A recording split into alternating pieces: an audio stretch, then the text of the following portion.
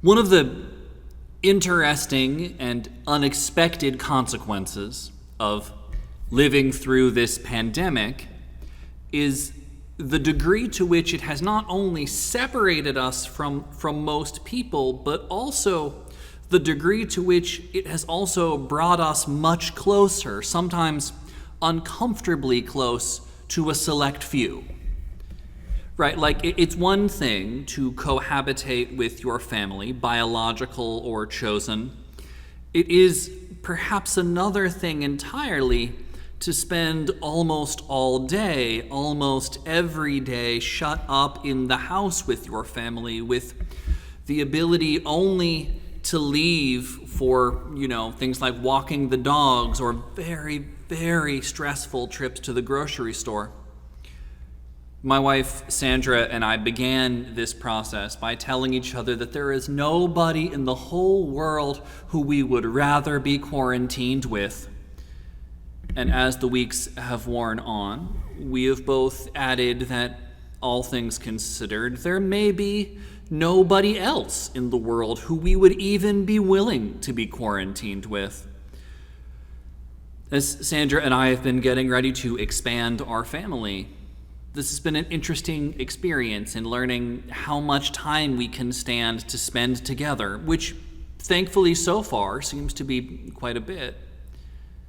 So I've been walking around the house, thinking about all this and humming to myself the classic Christian hymn, "Abide with Me." I think it's funny, right? Because the hymn takes on a whole new meaning when we're talking about literally abiding together. It's my first dad joke, really. But I think the hymn's connection to the times that we're living in is deeper than just a perhaps overly literal interpretation of the lyrics. Abide with Me it's one of the hymns that I think of as a chips down hymn. Like, this is a hymn that we sing when the chips are down, when things are very intense and might be very bad. This is a hymn that we sing. It's a hymn that we sing when we need something that will lift us up, right? Also on this list is Precious Lord, There Is a Balm in Gilead, and of course, Amazing Grace. These are pieces of music that I believe are still comforting, even if they don't comfort us in the same way that they once did. Right? A lot of us Unitarian Universalists may not follow the theology of these songs exactly the way that we might once have. But if we grew up knowing these songs or songs like them, then when we hear them, it brings us back to this feeling of contentment and stability that we got when we heard them for the first time all those many years ago.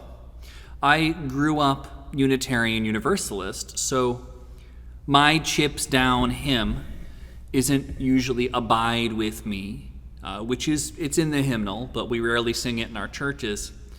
For me, when I'm feeling really upset or stressed out and I need a hymn for comfort, I sing to myself, "Spirit of life, come unto me, sing in my heart all the stirrings of compassion."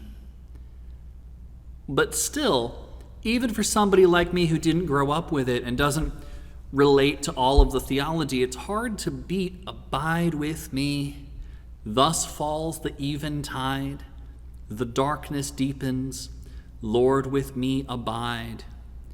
When other helpers fail and comforts flee, help of the helpless, abide with me." The notion of a God who will accompany us, who will abide with us, even when everything seems almost lost, it is a powerful message. And it's a message that I believe can be profoundly Unitarian Universalist if we allow it to be, because at first glance, this hymn might be kind of a tough sell for us UUs, right? Because not all of us believe in God at all, let alone an anthropomorphic God who can and does make decisions to do things like abide with individual people. A lot of us believe in that, not all of us.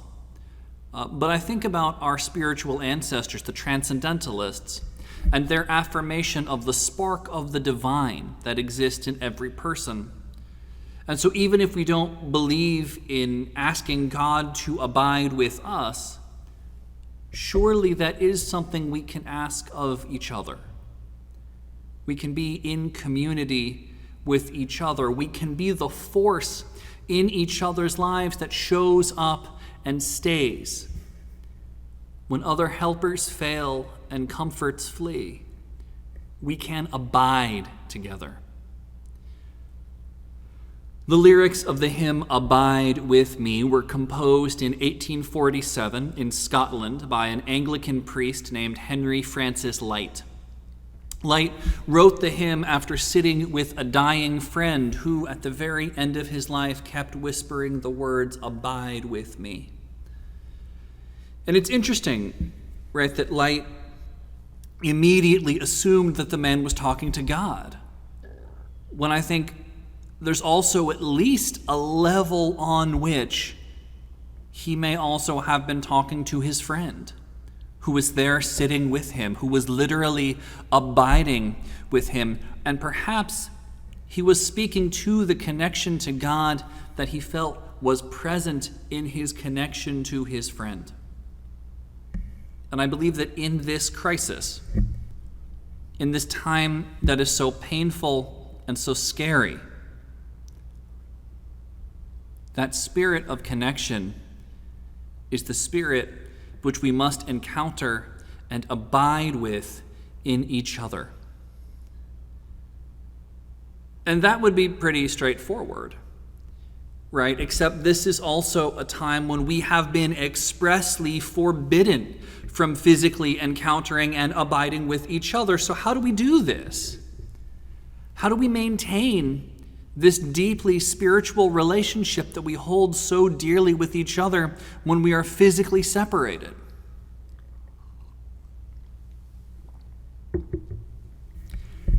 My answer to this question comes, at least in part, in the form of a Bible story. The story of Ruth and Naomi. In the story, Naomi's husband has died, as have her sons. So she looks at the women who were married to her sons, Ruth and Orpah, and she says, "You all should just go back to where you came from. There's nothing that I can do for you here." And Orpah agrees and goes away, but Ruth stays. She refuses to go, and she says her famous words to Naomi, "Where you go, I will go. Where you stay, I will stay. Your people shall be my people. Your gods shall be my gods. Where you die, I will die. There I will be buried." Interestingly, the biblical translation that I almost always use, the New Revised Standard Version, changes "where you stay, I will stay." They translate it as "where you lodge, I will lodge," which I understand, I get that there is, I'm sure, a linguistic justification for why that is a better word choice. And the poet in me I stay sounds like a meaningful commitment, and lodge sounds like someone is choking. But this is why I don't get to do things like write biblical translations. This story is often read at weddings, and it's a beautiful and romantic thing to say to somebody, "Where you go, I will go. Where you stay, I will stay." But in addition to being a romantic statement, it can also express something about living in community. Because these promises that Ruth and Naomi make to each other, they don't have to only be taken literally, right? This is not explicitly just a commitment to travel or to lodge together. This is a commitment to move and stay together, physically, emotionally, and spiritually, throughout the course of a lifetime. Your people shall be my people, she says. Your gods shall be my gods. What are we doing here in this church if not making that commitment to go and stay together as we support one another on each of our own individual spiritual journeys? What are we doing if not committing to this same idea? And part of what it means to be here together in Unitarian Universalist community is that our people are each other's peoples, that we all welcome each other's people, each other's background and connections, and your gods shall be my gods. I mean, there's a sense in which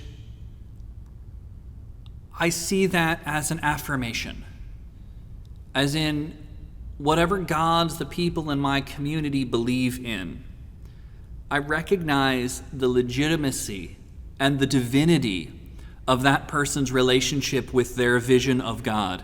And in that way, their gods are my gods too. This is a commitment that we have all made to each other.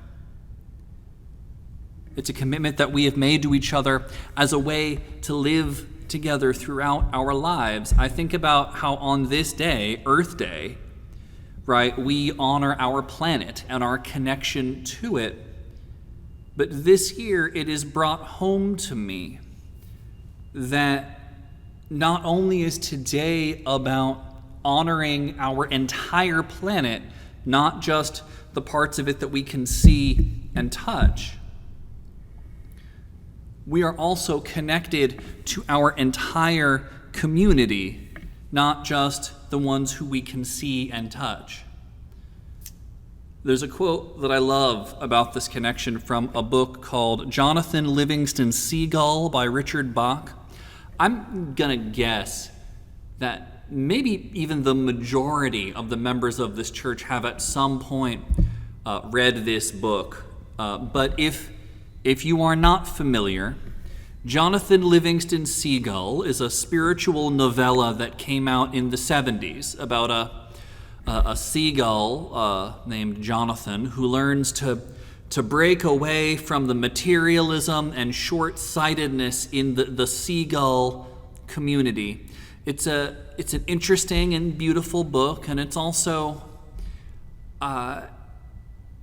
it's spiritual in a way that's pretty groovy and far out. It's usually absolutely not my kind of thing. But I was sitting there with my spiritual director, who is basically a minister someone who ministers to ministers. And he told me, no, I think you really need to read that book. And I said, what?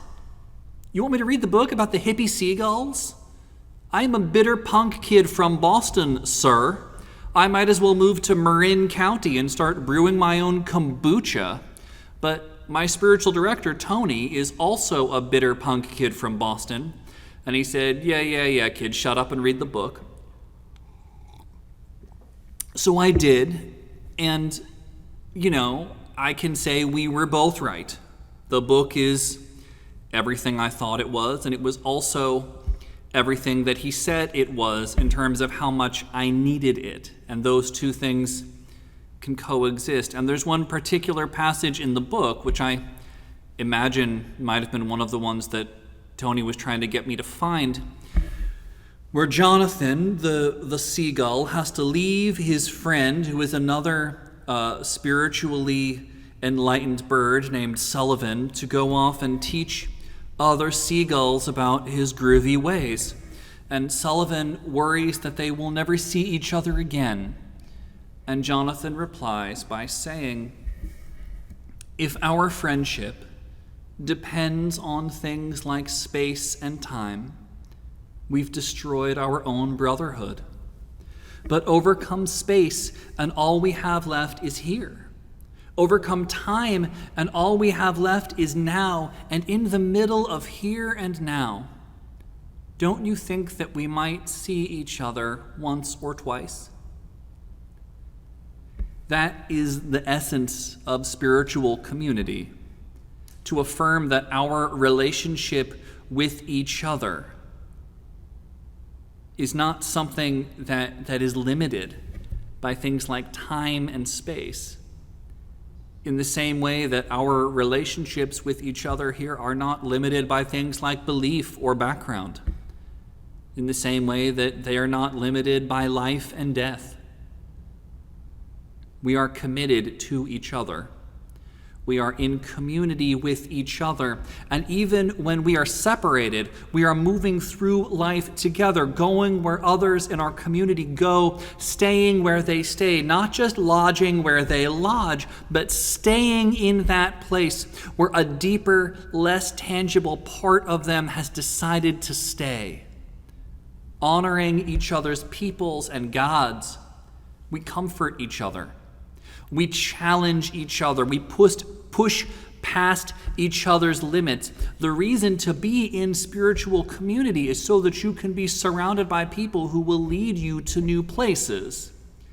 The translators of the New Revised Standard Version, right, those are people who I am spiritually connected to. They translated the Bible that I read. And there are people who made a translation that I struggle with. And that's healthy. It is healthy for me to be pushed out of my comfort zone by a new perspective on a word. Ruth and Naomi end up pushing each other out of their comfort zones in ways that are ultimately good for everyone. I mean, Tony made me read Jonathan Livingston Seagull precisely because he knew it would push me out of my comfort zone and that it would take me somewhere. And that part of me would stay in that place. And someday I would need to invite somebody, or maybe several somebodies, to stay there with me. Tony was able to do that because he and I are in relationship with each other, because we abide together. My friends,